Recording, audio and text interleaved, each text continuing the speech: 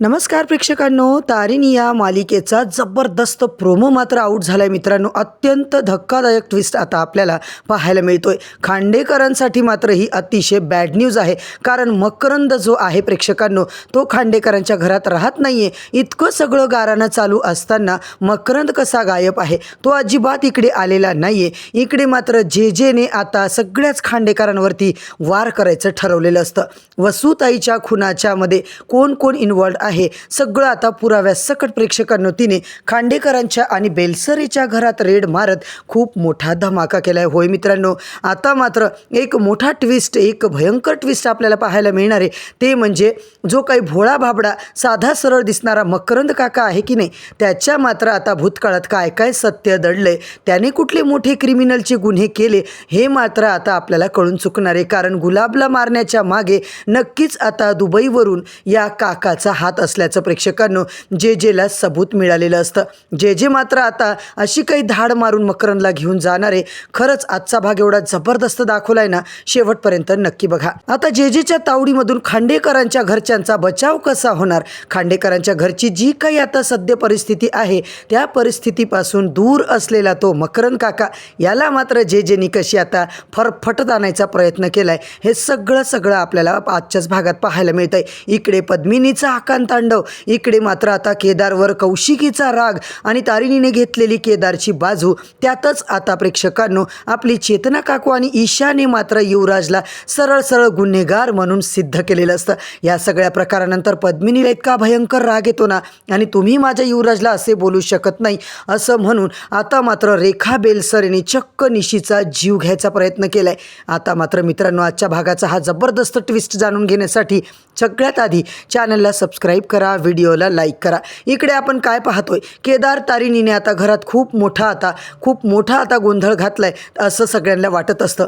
केदारला खूप मोठी पनिशमेंट आता देण्यात आलेली आहे. इकडे तारिणीच्या डोक्यात एकच असतं, खरंच गुलाबला कुणी मारलं?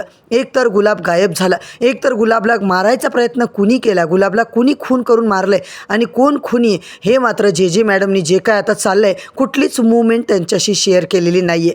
जे मॅडमची नेक्स्ट मूवमेंट आता काय असणार आहे हा विचार जेव्हा ती करते आणि घरी जाते, तेव्हा मात्र कौशिकीने केदारला चांगलंच धारेवर धरलेलं असतं. खांडेकरांच्या घरात खूप मोठं वादळ आलेलं असतं. चक्क जे मॅडम पर्यंत आता ही खबरीने पोहोचवली आहे. खांडेकरांच्या घरात आता तिने रेड मारली आहे. आता प्रेक्षकांनो, जे मॅडमच्या हातात अशी बातमी लागली आहे, जो युवराज आहे त्याने चक्क जेला आलेला कॉलच ऐकलाय प्रेक्षकांनो, आणि इकडे त्यांच्या खबरीने मात्र जय हिंद मॅम, तुमच्यासाठी 100% खरी बातमी आहे. गुलाबचा खून नेमका कुणी केलाय हीच खबर मला तुम्हाला द्यायची आहे. जे मात्र बोलतोस, काय एवढी मोठी खबर तुझ्या हाताला लागली, कसं काय? तो आता बोलतो, मॅडम खबरच नाही तर माझ्या हाताला एक CCTV फुटेज लागलेलं आहे आणि त्याच्यावर मी आता सगळं बघून तुम्हाला आता पाठवतो. आता मात्र गुलाबचा खून नक्की कुणी केलाय, त्याचं एन्काउंटर नक्की कोण केलंय, गुलाब प्रकरणामध्ये खरा मोठा सूत्रधार, खरा बॉस आता गुलाबचा जो काही आहे तो मात्र ड्रग माफिया आहे. आता मात्र प्रेक्षकांनो, जे स्वतःचा मोबाईल चेक करते आणि त्यात तिला ती CCTVचं फुटेज जे दिसतं, त्याच्या हातात बंदूक आणि गुलाब आता मरून पडलेला. त्या एरियातला एक नंबर ॲक्टिव्ह मिळतो आणि तो मात्र प्रेक्षकांनो दयानंद खांडेकर यांचा लहाना भाऊ मकरंद खांडेकर यांचा. अच्छा, म्हणजे आता मात्र या खांडेकरांना गोत्यात आणायलाच लागेल. एका खबरीने मात्र जेला जी काही बातमी पाठवली प्रेक्षकांनो, त्याच्यामध्ये मकरंद खांडेकरचं नाव असतं. आता तो घरी तर राहत नाहीये, मग त्यांनी हे सगळं केलं कसं? 100% ही क्लिप खरी आहे. आणि इकडे मात्र ती युवराजला म्हणते, काय रे, आता तुला मी जे प्रश्न विचारणार आहे ना, फक्त तुला हो की नाही उत्तर द्यायचे. मला सांग की तू खांडेकर MNNवर जी न्यूज आता व्हायरल झाली आहे, त्या न्यूजवरून मी तुझा खून जरी केला ना युवराज, तरी मला कोणीही काहीही विचारू शकणार नाहीये. ती मात्र बोलत असते, जे नक्की 100% आता मी काय करते ना, तुझं एन्काउंटरच करते. जे युवराजला अशी काही धारेवर धरते ना, युवराज पुरता घामाघूम झालाय. इकडे चक्क त्याच्या पायाजवळ मात्र प्रेक्षकांनो जेने गोळी मारली का, तर त्याला फक्त धमकी देण्यासाठी. आता जे त्याला विचारते, मला एक गोष्ट सांग, नाहीतर मी तुला सोडणार नाहीये. जर तू माझ्या प्रश्नांची खरे उत्तरं दिले नाही तर तुला ना कौशिकी ना दयानंद खांडेकर कोणीही तुला वाचवू शकणार नाहीयेत. कारण आता तुझं वाचणं फक्त माझ्या हातात आहे, म्हणजेच जेच्या हातात. मी काय म्हणते, तुला कधी गुलाबने सांगितलंय का की तो कुणासाठी काम करतोय? युवराजला प्रेक्षकांनो काही ना काही माहिती असतं. त्या खबरीने जे काही सांगितले, युवराजचं स्टेटमेंटच आता खूप इम्पॉर्टंट आहे. त्या मकरंदला उचलून आणण्यासाठी ते आता युवराज बोलला पाहिजे. दुसरीकडे मात्र आता टेन्शनमध्ये असतो प्रेक्षकांनो केदार. सगळ्या घरच्यांना तो समजावून सांगतोय, पण कौशिकीने मात्र आता त्याला पनिशमेंट दिलेली आहे. कारण कौशिकीला पटवून त्यांनी सांगितले. इकडे केदार रूममध्ये जातो तेव्हा मात्र बॉस काय करू मी, आता मात्र त्यांनी एक चार्ट केला आहे पेंटिंगच्या मागे लपवून ठेवला प्रेक्षकांनो.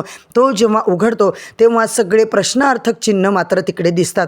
गुलाबने मरण्याच्या अगोदर सांगितलंच होतं आजूबाजूची व्यक्ती. आता आजूबाजूची व्यक्ती म्हणजे खांडेकर किंवा बेलसरे या दोन घरामधलीच कोणतरी आहे जीच मुख्य सूत्रधार आहे. गुलाबने सुद्धा खून केलाय, वसुताईचा सुद्धा खून झालाय असं युवराज प्रेक्षकांनो आता इकडे संशयित म्हणून गेलाय, पण तो गुन्हेगारच आहे. या गुलाबचा खून मात्र नेमका कुणी केलाय हे कुणालाच काही कळत नाहीये. तेवढ्यात तारिणी मात्र बोलते, हे बघ काही झालं ना कुठे ना कुठं पाणी मुरतंय. खांडेकरांच्या घरात एक मोठा गुन्हेगार तर लपलाय.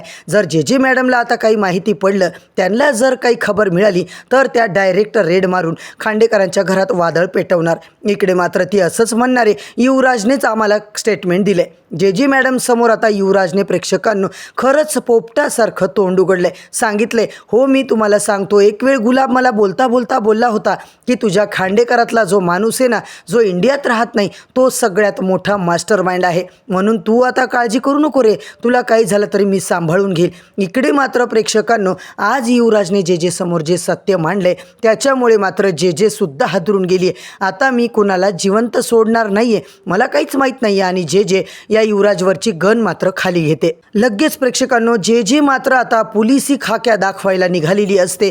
सरळ तिने मकरन खांडेकरांच्या विरोधात इकडे अरेस्ट वॉरंट चालू केलेला असतो. MNN मध्ये आता जी काही न्यूज बघितली आहे प्रेक्षकांनो मकरनने, तेव्हा मात्र MNN वरती खूप मोठं संकट आले. सगळी न्यूज व्हायरल झाली आहे आणि तो व्हिडिओ बघता क्षणी मकरन आता घराकडे निघालेला असतो. तेव्हा कौशिकी मात्र म्हणते, काय झालं कौशिकी, काय झालं हे, मला साधा कॉल करून सुद्धा सांगितलं नाहीये तुम्ही लोकांनी, मी या घराचा मेंबर आहे की नाही.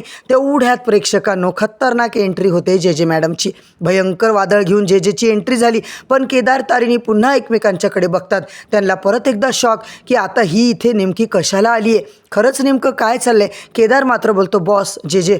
तेव्हा मात्र आता प्रेक्षकांनो तारिणीला कळून चुकलंय की नक्कीच खांडेकरांच्या घरावर अजून एक संकट येणार आहे. आता मात्र ती डायरेक्ट मकरनकडे जाते आणि बोलते, मकरन खांडेकर नेमका कोण आहे. तेव्हा कौशिकी म्हणते, का माझे काका आहे ते, काय झालं त्यांच्याविषयी आता तुम्हाला काय माहिती पडलंय. तेव्हा जे मात्र बोलते, मी जे विचारते ना ते फक्त तुम्ही हो की नाही उत्तरं द्या.